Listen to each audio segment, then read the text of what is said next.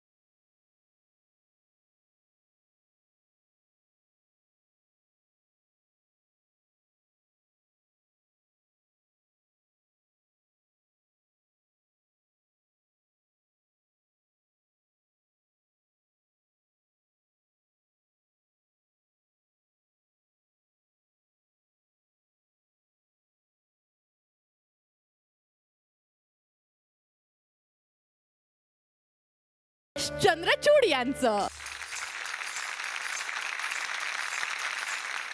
मित्रांनो, याच बरोबर स्वागत करूया या मंचावरच्या प्रत्येक गाण्याला स्वरसाज चढवणाऱ्या आपल्या वाद्यवृंदाचं.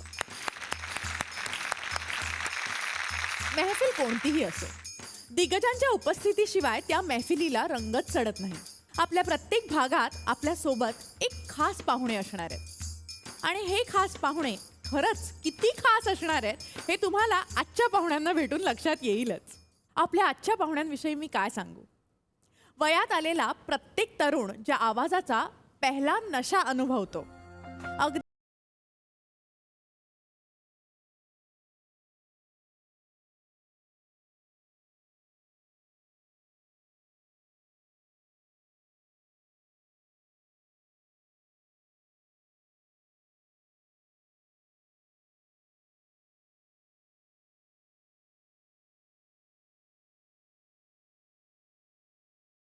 या महफिलच्या रंगमंचावर आलात. नमस्कार. आणि मला खूप आनंद झाला आहे स्वतःला. ही संगीताची एवढी सुरेल महफिल आहे आणि त्यात तुम्ही मला इथे येण्याची संधी दिलीत. मी खूप आभारी आणि खूप मला माहिती आहे की मी एन्जॉय करणार आहे. साधनाजी, मी तुम्हाला विनंती करते की तुम्ही स्थानापन्न व्हावं आणि आपण आपली ही महफिल आता सुरू.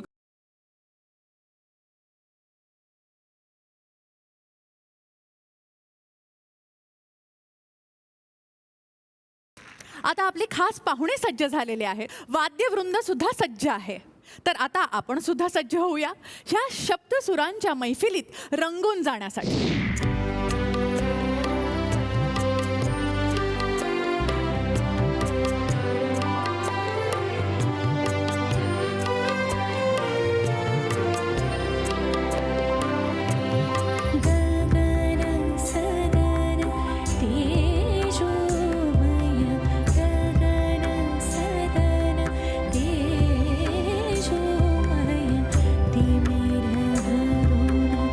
करुणा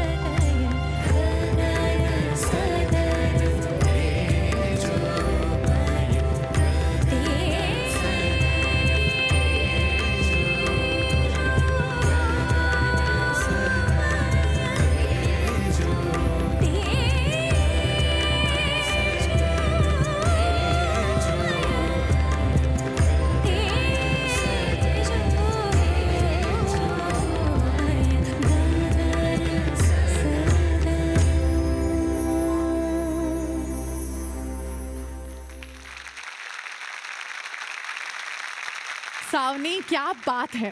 मला हे कळत होतं की तू प्रत्येक वेळेस जेव्हा गात होतीस तेव्हा पूर्ण आत्मा ओतून गात होतीस. तुझा कसा होता हा अनुभव?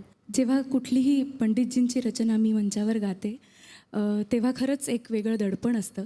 कारण मी खूप भाग्यवान आहे की लहानपणापासून मला खुद्द त्यांचा सहवास लाभला आहे. मला असं वाटतं त्यांची गाणी ही फक्त ऐकली नाही जात, तर त्यांची भक्ती केली जाते. नक्कीच. आणि ती भक्ती कुठेतरी एकलव्यासारखे आम्ही त्या सगळ्या गाण्यांचा अभ्यास करत असतो आणि ती मंचावर सादर करताना नेहमीच आनंद होतो. नक्कीच सावनी, आम्ही तुला एवढा लवकर आता सोडणार नाही आहोत. तू प्लीज बॅकस्टेज जा आणि नक्कीच तुझ्या पुढच्या गाण्याची तयारी कर. जरूर. आम्ही Thank वाट you. बघतोय. थँक्यू.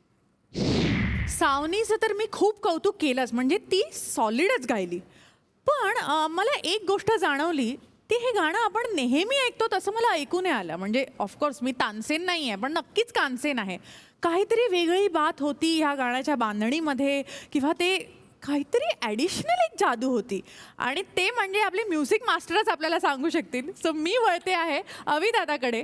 मला सांग अविदादा, की काय ह्याच्यात तू वेगळं काहीतरी एक जादू होती बाबा, आम्हाला सांग काय केलंस? ॲक्च्युली हे गाणं इतकं अफलातून आहे. हां. पंडित हृदयनाथ मंगेशकरांचं कंपोजिशन, आणि आजच्या मैफिलीच्या आपली जी स्पेशालिटी खासियत आहे ती म्हणजे हा आमचा व्हायोलिन सेक्शन. तर ह्या ओरिजिनल गाण्यात तर व्हायोलिन वाजलीच आहेत, पण एक थोडासा वेगळा फील म्हणून बॅकिंग व्होकल्स आम्ही ह्याच्यामध्ये हार्मोनाइज बॅकिंग व्होकल्सचा एक्सपेरिमेंट या गाण्यामध्ये केला होता. जी गगन सदन लाईन गायिकेनंतर जी येते ती ॲक्च्युली प्लेन होती, पण त्याच्यात आम्ही एक कंटेम्पररी हार्मोनीज ॲड केल्या होत्या. मला सांगायला आवडेल की युजली ना प्रार्थना म्हणलं की एक तबला, पखावज, फार तर फार फ्लूट, सतार असा आपण विचार करतो. पण त्या काळामध्ये सुद्धा प्रार्थना जेव्हा सिनेमामध्ये येणार आहे तेव्हा त्याच्यामध्ये स्ट्रिंग सेक्शनचा वापर केला गेला. आणि पियानो हे पाश्चिमात्य वाद्य खरं तर, पण त्याचा वापर इतका सुंदर केला आहे ह्या प्रार्थनेमध्ये की कुठे जाणवतच नाही की पियानो ह्या गाण्यामध्ये इतका तो मर्ज होतो. पण दीदींनी जे गायलंय हे गाणं, आणि जेव्हा एवढी व्हायोलिन्स असतात, एवढा सगळं ऑर्केस्ट्रेशन असतं, आणि जेव्हा दीदी म्हणतात गगन सदन ची लाईन येते तेव्हा सगळं मागे पडतं आणि फक्त त्यांचा तो स्वर कानामध्ये राहतो. त्यांच्याबद्दल मी जास्त काय बोलणार, साक्षात साधनाता इथे आहेत, तर दीदींच्या बद्दल मला ते त्याच नक्कीच नक्कीच. आता मी वळते ते साधनाताईंकडे.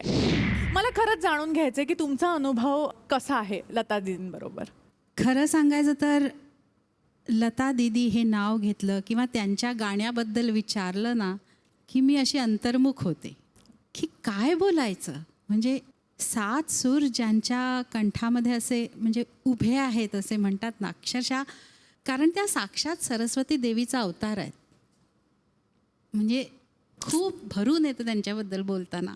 इतकी वर्ष आपण ऐकतोय आणि खूप काही शिकून सुद्धा इतकं उरतं आहे की ते हिमालयासारखं प्रचंड त्यांचं व्यक्तिमत्व, त्यांचं गाणं, त्यांचं बोलणं, त्यांचा आवाज, खूप काही बोलण्यासारखं आहे आणि खूप काही निशब्द करण्यासारखं आहे त्यांचं सर्व वर्णन करणं, होय की नाही? किती सर्वच जण म्हणजे आपण, मला वाटतं नुसतं नाव घेतलं तरी नतमस्तक होतो. आणि कधीही कशी आहेस, रियाज चालू आहे ना, किंवा असं काहीतरी विचारतात की ज्यामुळे आपण पुन्हा एकदा प्रेरित होतो, इन्स्पायर होतो की नाही नाही करायचं आता काहीतरी. खरंच आहे, इतकं इन्स्पायरिंग आहे त्यांचं बोलणं, त्यांचं गाणं. पण मला अजून एक गोष्ट जाणून घ्यायची आहे. म्हणजे आता मंगेशकरांसारखाच तुम्हाला सुद्धा संगीताचा वारसा आहे.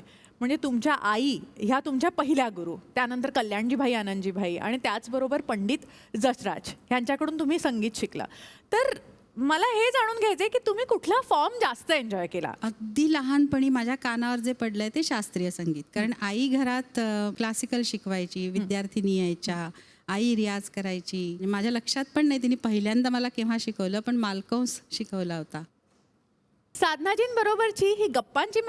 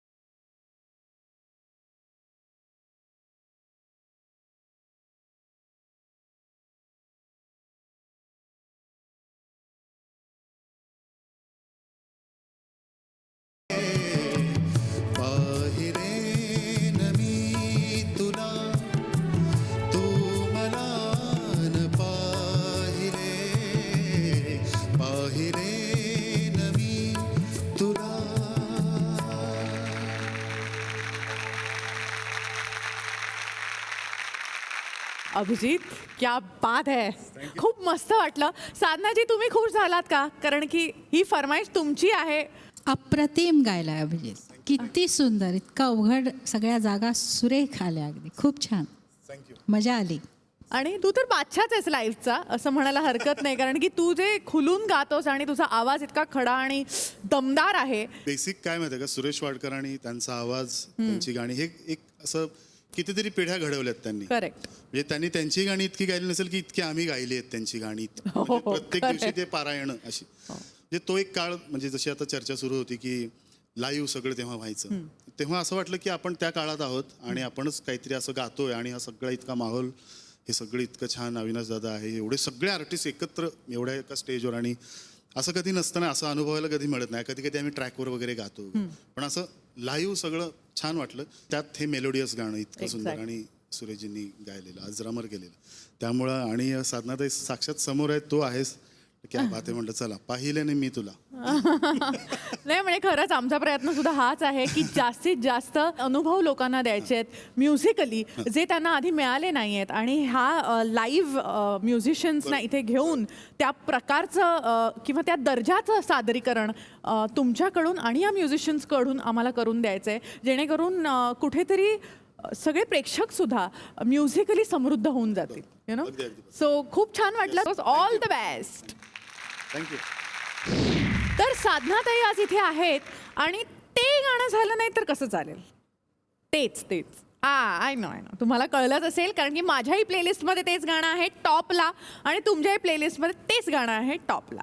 कारण की प्रेमात पडलेल्या प्रत्येक माणसाला ते गाणं आपलंसं वाटतं. सो वो पहला नशा है जो हम पे चढा हुआ है अभी. आणि त्या गाण्याची रिक्वेस्ट मी साधनाजींना करणार आहे, पण मी त्यांना एवढी रिक्वेस्ट करेन की ह्याच्या 2 लाईन्स नाही तर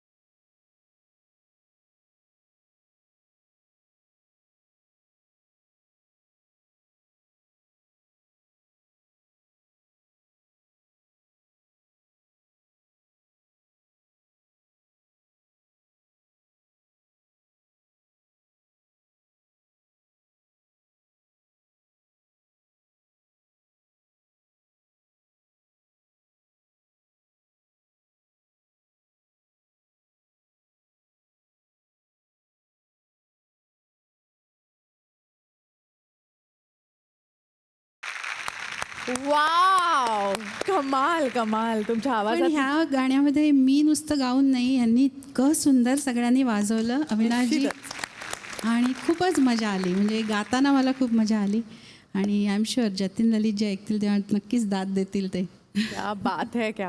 अच्छा साधनाजी, मला विचारायचं आहे की हे गाणं एवढं मोठं रेज झालं, म्हणजे टीनेज रोमॅन्स असू दे किंवा कुठल्याही एज ग्रुपसाठी हे गाणं म्हणजे एक काय म्हणू शकतो, रोमॅन्टिक अँथम झालं होतं. तर जेव्हा हे गाणं हिट झालं तेव्हा इन्स्टंट एक असं ना, मला कळलंय घरातनं बाहेर पडल्यावर हे एक इन्स्टंट हिट आहे आणि I am a superstar singer today. ते काय अनुभव होता तुमचा, की कसं तुम्हाला ते फिलिंग काय होतं? हे गाणं हिट झालं तेव्हा ते ग्रॅज्युअली झालं असं मला वाटतंय. म्हणजे सगळ्यांना खूपच आवडलं हे गाणं, आणि ह्या गाण्याची गंमत अशी आहे की ते अजूनही तेवढंच चिरतरुण आहे. म्हणजे हे मला जास्त आवडतं की त्यावेळी तर हिट झालं होतं, लोक म्हणायचे काय मस्त गाणं हे ते, पण अजूनही ह्या गाण्याशिवाय प्रोग्राम होत नाही. अगदी. आणि नवीन हे नवीन मुलं मुली किंवा कॉलेज गोईंग ते सगळ्यांना हे गाणं खूप अजूनही आवडतं. म्हणजे जनरेशनच्या नंतरसुद्धा नेक्स्ट जनरेशन त्याच्यानंतरसुद्धा हे जर आवडत असेल तर ही जास्त मला मोठी अचीवमेंट वाटते. प्रत्येकाला ना म्युझिकशी खूप एक अटॅचमेंट असते किंवा प्रत्येक गाण्याशी एक रिलेशन असतं, की हे गाणं मी ऐकलं ना की मला 1998मध्ये मी ह्या कोर्स करत होते तेव्हाची ती आठवण माझी आहे, किंवा बसस्टॉपमध्ये मी हे गाणं ऐकायचे. सो प्रत्येक गाण्याबरोबर एक आठवण आहे. तर अशी तुमची कुठली आठवण आहे की तुमचं असं कुठलं गाणं आहे ज्याने कुठल्या तरी एखाद्या व्यक्तीला किंवा अशा कुठल्या तरी माणसाला टच केलं आहे? अशी काही गाणी आहेत ज्याच्यामध्ये जब कोई बात बिघड जाए हे गाणं आहे. हे गाणं नेहमीच वेडिंग ॲनिव्हर्सरीच्या किंवा कोणत्या तरी याला म्हटलंच जातं. आणि शोमध्ये सुद्धा जेव्हा हे गाणं सुरू होतं तेव्हा मग ते लाईट्स आणि असं ते सगळं ॲटमॉस्फिअर क्रिएट होतं. आणि हे गाणं जेव्हा शानूजींनी हा किस्सा ऐकवला होता की हे गाणं एक जण कोणी हॉस्पिटलमध्ये खूप क्रिटिकल पेशंट होता, त्याला हे गाणं ऐकायचं होतं, तर शानूजींनी जाऊन त्याला ते गाणं ऐकवलं. आणि म्हणजे त्याची अशी शेवटची बहुतेक इच्छा होती की हे गाणं मला जरूर ऐकायचं आहे, तर शानूजींनी स्वतः जाऊन ते गाणं ऐकवलं होतं. शानूजी स्वतः हॉस्पिटलमध्ये गेले, हॉस्पिटलमध्ये. तर ओळख पाळख काही नाही. असेच गेले. हां, म्हणजे ही खूप प्रेशियस असं आठवण आहे. निश्चित. आणि दुसरं एक म्हणजे ना कजरे की धार, जे मोहरामधलं गाणं होतं, ना कजरे की धार ना मोतियों के हार, हे मी आणि पंकज उदासजींनी गायलेलं. तर पंकजजी सांगत होते की हरियाणामध्ये कोणतरी एक होता, त्याचं दुकान होतं, कॅसेट होत्या ना, तर त्याचं दुकान होतं, आणि हे गाणं त्यांनी जे सुरू केलं, हे गाणं तो कंटिन्युअस हेच वाजवायचा. आजूबाजूच्या लोकांना फार वैताग आला की कंटिन्युअस हेच गाणं हेच गाणं हेच गाणं. आणि त्यांनी काय ठरवलं होतं, पंकज जी आने चाहिए और ये गाना बंद करेंगे ये टेप रिकॉर्डर का, तब मैं ये बंद करूंगा, नहीं तो मैं तब तक ये चलाते रहूंगा. आजूबाजूच्या लोकांनी सांगितलं पंकज जी प्लीज आप आइए और ये गाना प्लीज, क्योंकि म्हणजे फारच झालं. मग शेवटी पंकजजी स्वतः गेले होते आणि त्यांनी ते गाणं बंद केलं. म्हणजे लोक चालू करतात, बंद केलं त्यांनी ते गाणं. म्हणजे त्या काळी सोशल मीडिया नव्हता, नाहीतर ह्या गोष्टी आपल्याला लगेच कळल्या असत्या की आजच्या काळात असं काही झालं तर हॅशटॅग सॉन्ग कंटिन्युअस प्लेइंग असं काहीतरी हॅशटॅग बनवला असता. पण त्या काळातले हे किस्से हे तुम्हाला ह्याच रंगमंचावर मैफिलच्या असे अगदी कॅन्डिड वेमध्ये तुमच्या आवडत्या कलाकारांकडून ऐकायला मिळत आहेत. तर ह्यापेक्षा अजून मोठी पावती ह्या शोसाठी अजून काय पाहिजे की तुम्हासारख्या कलाकारांचं प्रेम अशा शोला मिळतंय. So thank you so much. Sadhanaji, आता आपण तुमच्याबरोबर काही गेम्स खेळणार आहोत. कठीण काही नाही आहे, अतिशय सोपे आहेत आणि खूप म्युझिकली ओरिएंटेड असे हे सगळे खेळ आहेत. त्यातला पहिला खेळ खूप इंटरेस्टिंग आहे, त्याचं नाव आहे चाल ढकल. म्हणजे आम्ही तुम्हाला 2 गाणी देणार आहोत, ह्याची चाल त्याला लावायची, म्हणजे ह्या गाण्याची चाल त्या गाण्याला लावायची. तुम्ही सिलेक्ट करू शकता की कुठल्या गाण्याची चाल कुठल्या गाण्याला लावायची आहे. Very simple. मी आपली बोलते व्हेरी सिम्पल. खरं कठीण आहे, माझ्यासाठी तर खूपच कठीण आहे, पण तुमच्यासाठी खूप सोपं असेल. सो तुम्हाला दिलेली 2 गाणी अशी आहेत, चुपके से लग जा गले आणि 7 समुंदर पार में तेरे पीछे पीछे आगे. हां, म्हणजे माझ्याकडे बघूच नका कारण मला कधीच येणार नाही आहे हे चाल ढकल जे आहे, नीट नाही म्हटलं तर चल निकल म्हणतील मला. मग शब्द कुठल्या गाण्याचे वापरताय? 7 समुंदरवर चुपके से म्हणते. चुपके से लग जा गले, रात की चादर के तले रे बाबा, रात की चादर के तले, चांद की भी आहट न हो, बादल के पीछे चले. हे कठीण होतं. वा वा वा वा वा. ठीक आहे, तर ह्या पुढचं गाणं आहे नीले नीले अंबर पर आणि तेरे दर पर सनम चले आय. आय नो खूप किचकट आहे, पण आम्हाला तुमच्याकडून ऐकायला खूप मजा येणार आहे. हे असं मी करत गेले ना स्टेजवर, पण बहुतेक असंच तेरे दर पर सनमची चाल हां. आणि नीले नीले अंबरचे शब्द. ओके ओके हां. नीले नीले अंबर पर चांद जब आए, प्यार बरसाए हो बरसाए, हमको तरसाए तरसाए, नीले नीले अंबर पर चले आए. हेच होतं, हीच गंमत बघायची होती आम्हाला. पण क्या बात आहे, वॉट एन अटेम्प्ट. मस्त, सुपर. थँक्यू. एखादी गोष्ट ही जर एखाद्या गाण्यातून सांगितली तर ती जास्त प्रभावी होते आणि पटकन लक्षात राहते. हिंदी चित्रपटसृष्टीत सुद्धा अशीच एक गोष्ट ही ह्या गाण्यातून सांगितली गेली आहे. ही किमया साधली ती दिग्गज संगीतकार लक्ष्मीकांत प्यारेलाल आणि गीतकार आनंद बक्षी यांनी. आणि ह्या गोष्टीला प्रत्येकाच्या काळजात रुतवण्याचं काम केलंय ते म्हणजे किशोर कुमार यांच्या आवाजाने. हे गाणं सादर करायला आपल्या समोर येत आहेत आलोक आणि जुईली.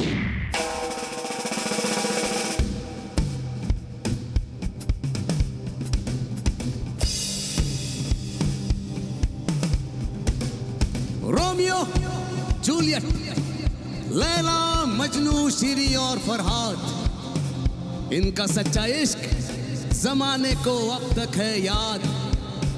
याद याद मुझको आया है ऐसे एक दिलबर का नाम, जिसने धोखा दे के नाम इश्क किया बदनाम. यही है साहिबान कहानी प्यार की, किसी ने जान दी, किसी ने जान दी.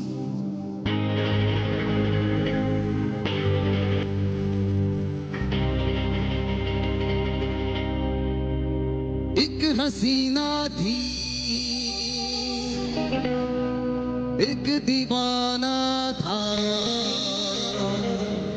क्या उम्र क्या समा क्या जमाना था.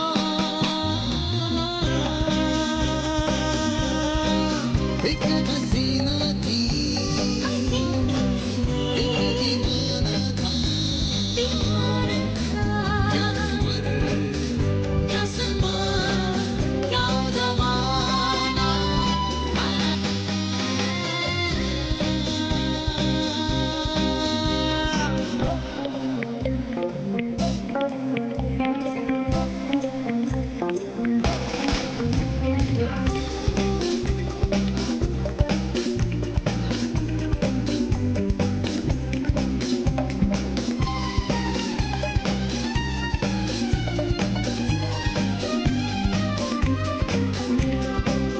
एक दिन वो मिले, रोज मिलने लगे, एक दिन वो मिले, रोज मिलने लगे, फिर मोहब्बत हुई. बस कयामत हुई. हो गए तुम कहाँ सुन के ये दास्तां, लोग हैरान है क्योंकि अनजान है.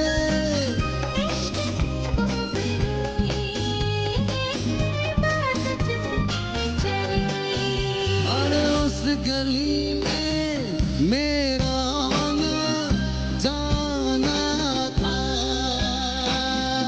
एक हसीना थी, एक दीवाना था, क्या उम्र थी क्या समा था, क्या जमाना था. एक हसीना थी,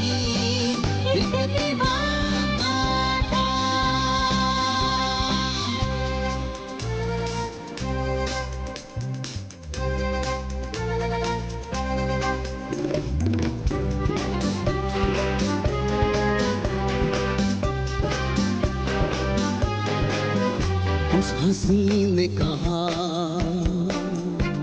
उस हंसी ने कहा, सुनो जाने वक्त ये पलक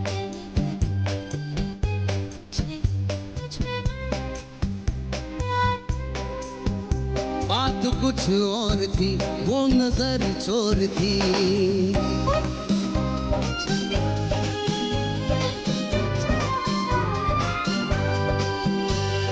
प्यार का वो फकत एक बहाना था, एक हसीना थी, एक दीवाना था। क्या उम्र थी, क्या समा था, क्या जमाना था। एक हसीना थी, एक दीवाना था।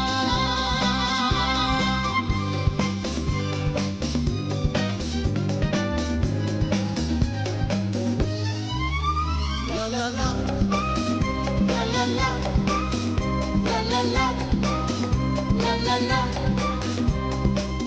बेवफा यार ने अपने महबूब से ऐसा धोखा किया,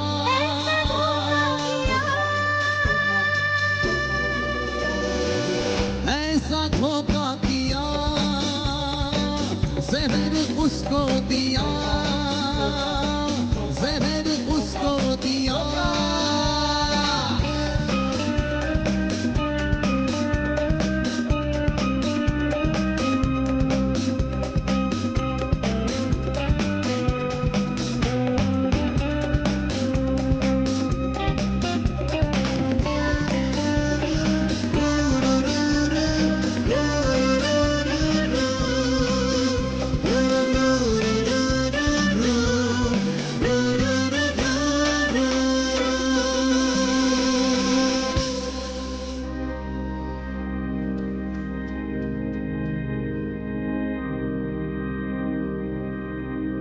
मर गया वो जवान, मर गया वो जवान।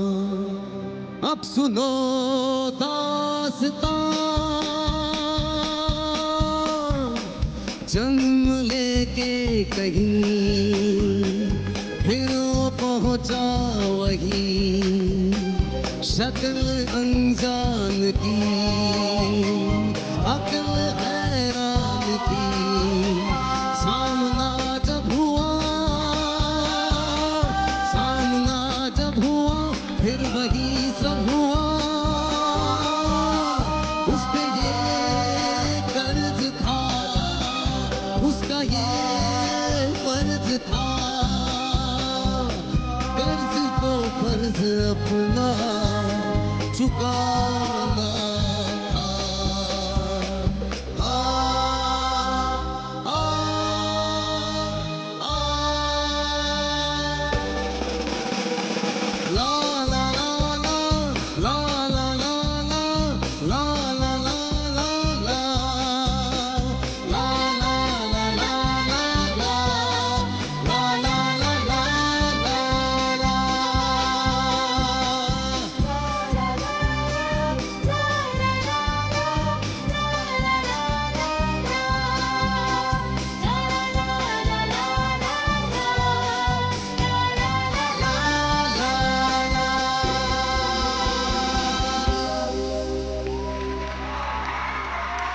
क्या बात है, क्या बात है. सर्वांसाठी जोरदार टाळ्या.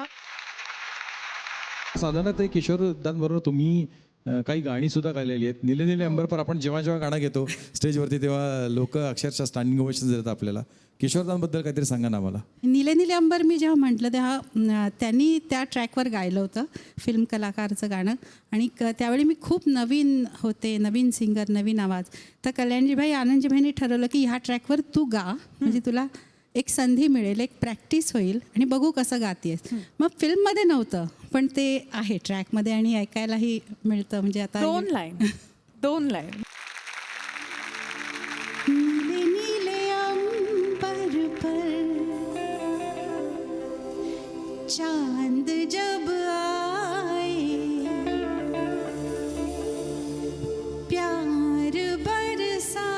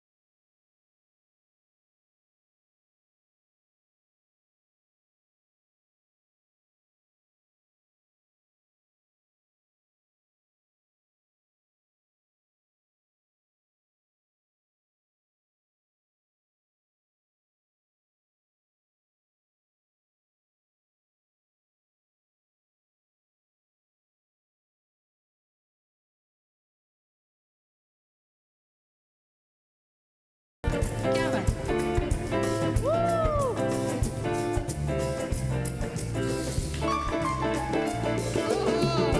क्या बात आहे. नाही हो नाही. स्पेशली तुमच्यासाठी. पण ऐकून पोटच भरत नाही, काय करायचं. खरंच नाही. अच्छा अच्छा ठीक आहे. आता अजून एक छोटीशी फरमाईश, लास्ट फरमाईश. हे उडतं गाणं झालं हां, म्हणजे ह्यांनी जे गायलं ते. तुमचं एक उडतं गाणं आहे ज्याच्यावर मी परफॉर्म केलं आणि मी इतक्यांदा परफॉर्म केलं आहे, ते म्हणजे 7 समुंदर पार मैं तेरे पीछे पीछे आ गए. सो अभी हम आपके पीछे पीछे आते. मॅडम प्लीज 2 लाईने गा दो. मी म्हणणार, नक्की म्हणते, पण मी एकटी असं नुसतं म्हणून चालणार नाही. तुमचा डान्स याच्यावर होणं फार गरजेचं आहे. ओके चलो डन. हो, थँक्यू.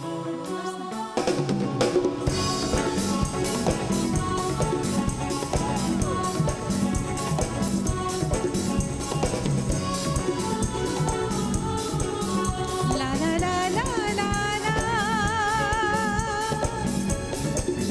ला ला ला ला ला ला.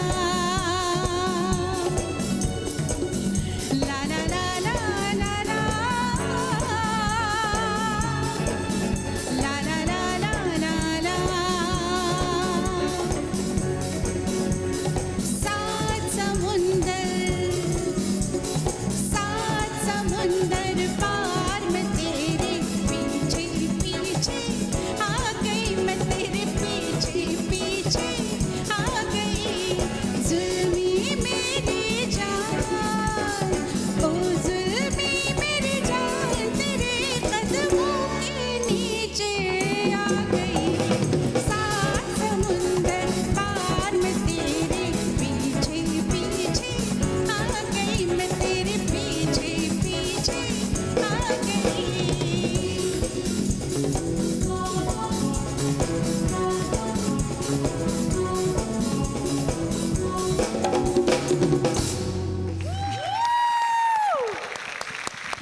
काय महफिल रंगली आहे. Thank you so much Sadhanatai, thank you so much ह्या गाण्यासाठी. आणि तुम्हा दोघांना मी खरंच खूप खूप थँक्यू म्हणू इच्छिते. पण आम्ही तुम्हाला असं सोडणार नाही आहोत.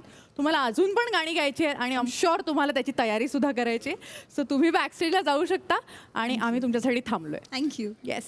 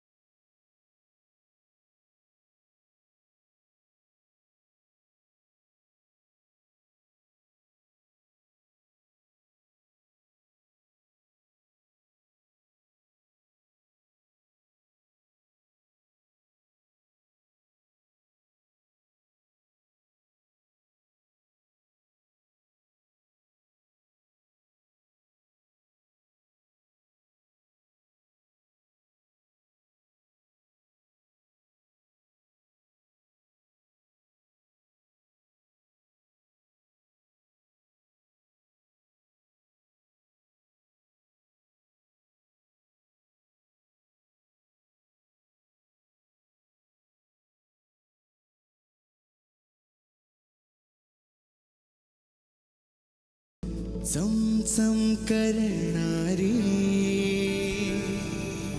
चांदण्या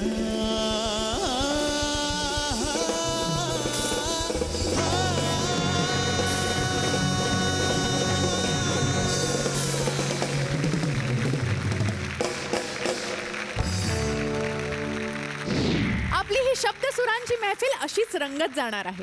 साधनाताई उद्याच्याही भागात आपल्यासोबत असणार आहेत. त्यांच्याशी आपण खूप अशाच मस्त मस्त गप्पा मारणार आहोत आणि अजून काही मजेशीर खेळही खेळणार आहोत. भेटूयात तर मग उद्या रात्री ठीक 9:30 वाजता झी युवावर आपल्या सगळ्यांच्या लाडक्या कार्यक्रमात, ज्याचं नाव आहे महफिल.